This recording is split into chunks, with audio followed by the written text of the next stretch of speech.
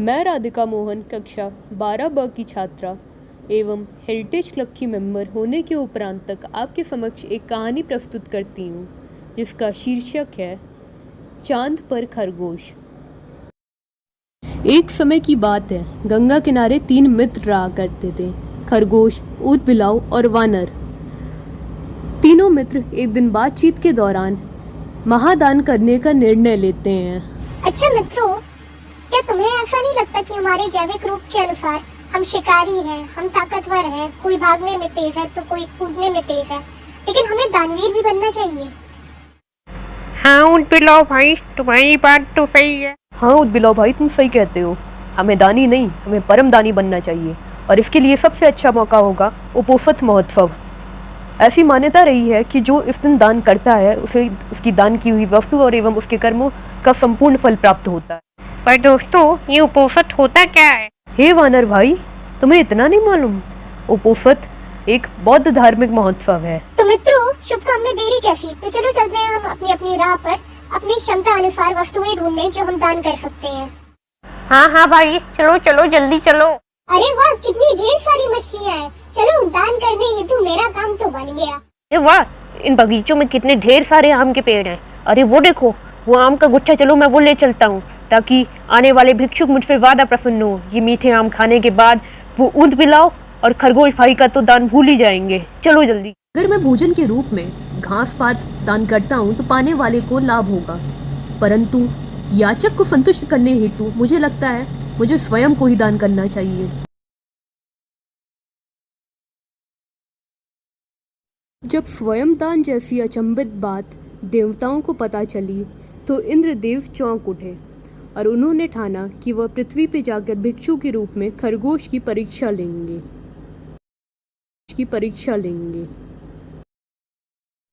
और फिर भगवान इंद्र पृथ्वी पर भिक्षु के रूप में प्रकट हुए। उन्होंने अपनी शक्तियों से एक मायावी आग जलाई और खरगोश को निर्देश दिया कि वह उस आग में जाकर खड़ा हो जाए अगर उसे स्वयं दान करना है तो। परंतु यह क्या, खरगोश का तो एक बाल भी बांका ना हुआ, क्योंकि वह एक मायावी आग थी जो कि भगवान इंद्र द्वारा खरगोश की परीक्षा हेतु जलाई गई थी। खरगोश की दृढ़ शक्ति, उसके दान के प्रति देख भगवान इंद्र उससे बहुत प्रसन्न हुए और उसे एक वरदान दिया कि जब तक चंद्र की रोशनी इस पृथ्वी पर पड़ेगी तो वह उसके परछाई के साथ पड़ेगी। और तभी भगवान इंद्र ने एक छोटे से पहाड़ को तोड़ा और उसे चूर कर चंद्र पे एक खरगोश का आकार देते हुए लगा दिया। तो इस कहानी से हमें यह सीख मिलती है कि किसी भी कार्य को करने हेतु दृढ़ शक्ति होना अनिवार्य है और जब बात समर्पण, त्याग और दान की हो तो हमें परिपूर्ण होकर उसके प्रति समर्पित हो जाना चाहिए। धन्यवाद।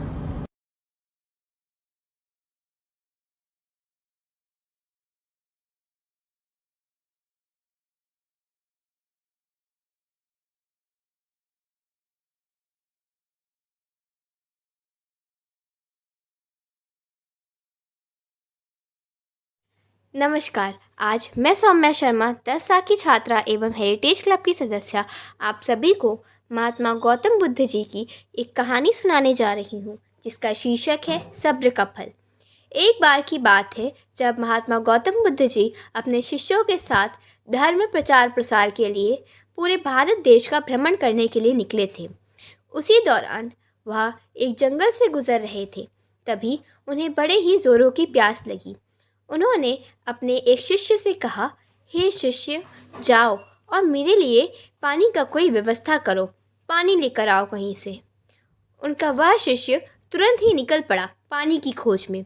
पानी की तलाश में कुछ दूर निकल जाने पर उसे एक नदी दिखाई देती है, लेकिन उस शिष्य ने देखा कि नदी में बहुत से लोग नहा रहे हैं, कुछ लोग पशुओं को धो रहे हैं, नदी में कुछ औरतें कपड़े धो रही हैं, कुछ लोग बर्तन धो रहे हैं, वगैरह वगैरह। अर्थात वह नदी का पानी बहुत ही गंदा हो रहा है। वह शिष्य समझ नहीं पा रहा था कि उस गंदे पानी को कैसे अपने गुरु के पास ले जाए, क्योंकि इस नदी का पानी तो बहुत ही ज़्यादा गंदा है, वह पानी पीने योग्य ही नहीं है। अर्थात वह शिष्य निराश होकर वापस अपने गुरु के पास चला गया। गौतम बुद्ध जी से उस गंदे पानी के बारे में बताया और उसने यह भी बताया कि यहाँ आसपास में और कोई भी ऐसा पानी नहीं है जो पीने योग्य हो। फिर महात्मा गौतम बुद्ध जी ने अपने एक दूसरे शिष्य को आग्रह किया कि जाओ और कहीं से पानी खोज कर लाओ। उनका दूसरा शिष्य निकल पड़ा पानी की खोज में। उसने भी आसपास बहुत छानबीन करने के बाद यह निष्कर्ष पाया कि सचमुच में यहाँ पानी पीने योग्य नहीं है। या उनका दूसरा शिष्य उस नदी के पास जा खड़ा हुआ जहाँ पर उनका पहला शिष्य पानी की तलाश में आया हुआ था। उसने भी सचमुच में वही नज़ारा देखा जो उसके पहले शिष्य साथी ने देखा था कि पानी वहाँ का सचमुच बहुत ही ज़्यादा गंदा है। इधर महात्मा गौतम बुद्ध जी पानी का इंतज़ार कर ही रहे थे, तभी उन्हें दिखाई पड़ा कि उनका दूसरा शिष्य पानी लेकर आ रहा है। पास आने के बाद महात्मा गौतम बुद्ध जी ने उससे पूछा कि तुम यह पानी कहाँ से लाया हो? आसपास तो कहीं साफ़ पानी था ही नहीं, फिर तुम यह साफ़ पानी कहाँ से लेकर आ रहे हो? तो उनके दूसरा शिष्य ने जवाब दिया कि गुरुदेव, मैं यह पानी उसी नदी में से ला रहा हूँ। सभी लोग यह सुन के आश्चर्यचकित हो गए कि यह कैसे हो सकता है। पहले शिष्य ने तो बताया था कि उस नदी का पानी बहुत ही गंदा है। महात्मा बुद्ध ने अपने दूसरे शिष्य से साफ पानी का रहस्य पूछा। दूसरे शिष्य ने बड़े ही नम्र भाव से बताया कि मैं उस गंदे पानी को देखकर बहुत ही परेशान हो गया था कि अब क्या करूं, साफ़ पानी कहाँ से लेकर जाऊं। लेकिन तभी मेरे मन में यह विचार आया कि क्यों ना मैं इन सभी लोगों का यहाँ से जाने का इंतज़ार करूं, अर्थात जैसे ही वह लोग यहाँ से चले जाएंगे, नदी का पानी इस्तेमाल नहीं होगा तो धीरे धीरे शांत हो जाएगा और गंदा पानी के अंदर सारी मिट्टी स्थिर हो जाएगी और नदी के ज़मीन के तल पर बैठ जाएगी और ऊपर का सारा पानी साफ़ हो जाएगा।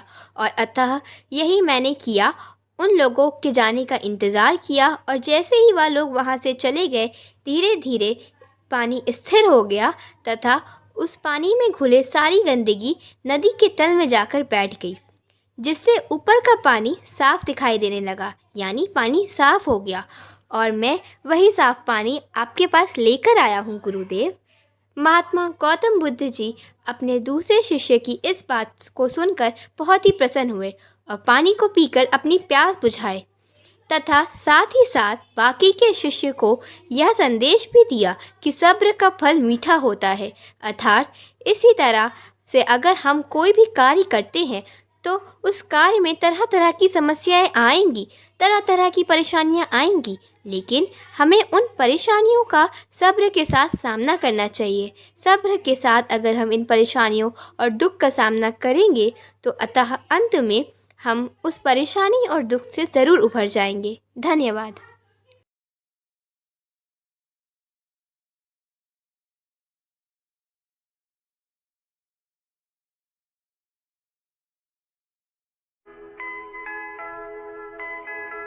Buddha and his disciples never stay in one place for a long time.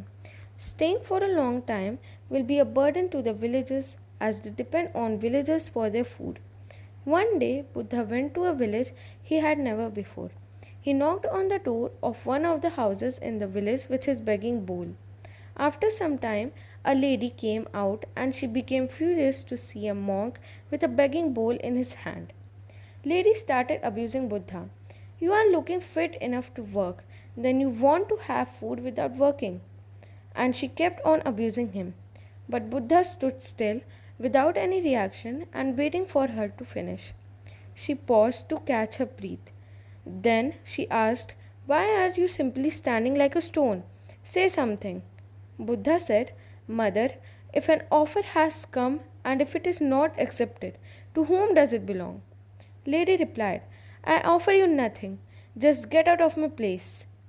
Buddha gently replied, Mother, the time I met you, you have been offering me whatever you have.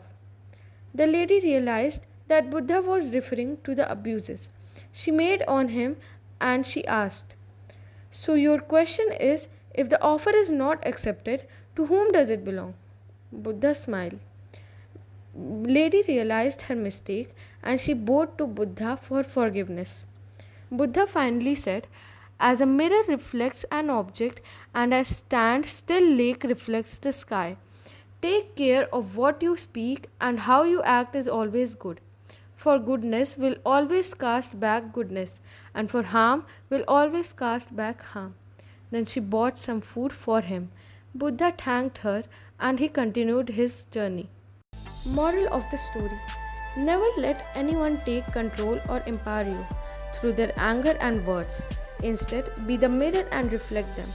Be mindful and control your emotions. By controlling yourself, you will never get affected by anyone. And the only person who is going to get affected by the negativity is them. And remember, whatever you give it to others, you will get the same in return. Thank you. मैं श्रेया यादव कक्षा 9 की छात्रा एवं heritage club की member Buddha Purnima के अवसर पर आप सभी के समक्ष एक कहानी प्रस्तुत करने जा रही हूँ जिसका शीर्षक है मछुआरा बना चित्रकार। एक बार गौतम बुद्ध घूमते हुए एक नदी के किनारे पहुँचे। वहाँ उन्होंने देखा कि एक मछुआरा जाल बिछाता और उसमें मछलियाँ फंसने पर उन्हें किनारे रख दोबारा जाल डाल देता। मछलियाँ पानी के बिना तड़पती हुई मर जाती। बुद्ध यह देखकर द्रवित हो गए और बोले, भैया, तुम इन निर्दोष मछलियों को क्यों पकड़ रहे हो? मछुआरा बुद्ध की ओर देखकर बोला, महाराज, मैं इन्हें पकड़कर बाजार में बेचूंगा और धन कमाऊंगा। बुद्ध बोले, तुम मुझसे इनके दाम ले लो और इन मछलियों को छोड़ दो। मछुआरा यह सुनकर खुश हो गया और उसने बुद्ध से उन मछलियों का मूल्य लेकर मछलियां बुद्ध को सौंप दी। बुद्ध ने जल्दी से वे सभी तड़पती हुई मछलियां वापस नदी में डाल दी। यह देखकर मछुआरा दंग रह गया और बोला, महाराज, आपने तो मुझसे मछलियां खरीदी थी, फिर आपने इन्हें वापस पानी में क्यों डाला? यह सुनकर बुद्ध ने कहा, ये मैंने तुमसे इसलिए खरीदी हैं ताकि इनको दोबारा जीवन दे सकूं। किसी की हत्या करना पाप है। यदि मैं तुम्हारा ही गला घोंटने लगूं तो तुम्हें कैसा लगेगा? यह सुनकर मछुआरा हैरानी से बुद्ध की ओर देखने लगा। बुद्ध बोले, जिस तरह मानव को हवा और पानी मिलना बंद हो जाए तो वह तड़प तड़प कर मर जाएगा, उसी तरह मछलियाँ भी यदि पानी से बाहर आ जाएं तो तड़प तड़प कर मर जाती हैं। उनमें भी सांस है। उनको तड़पते देखकर तुम कठोर कैसे रह सकते हो? बुद्ध की बातें सुनकर मछुआरा लज्जित हो गया और बोला, महाराज, आज आपने मेरी आंखें खोल दी। अभी तक मुझे यह काम उचित लगता था, पर अब लगता है कि मैं इससे भी अच्छे काम करके मैं अपनी आजीविका चला भी सकता हूँ। मैं चित्र भी बनाता हूँ। आज से मैं चित्रकला से ही अपनी आजीविका कमाऊँगा। इसके बाद वह वहाँ से चला गया और कुछ ही समय में प्रसिद्ध चित्रकार बन गया। धन्यवाद।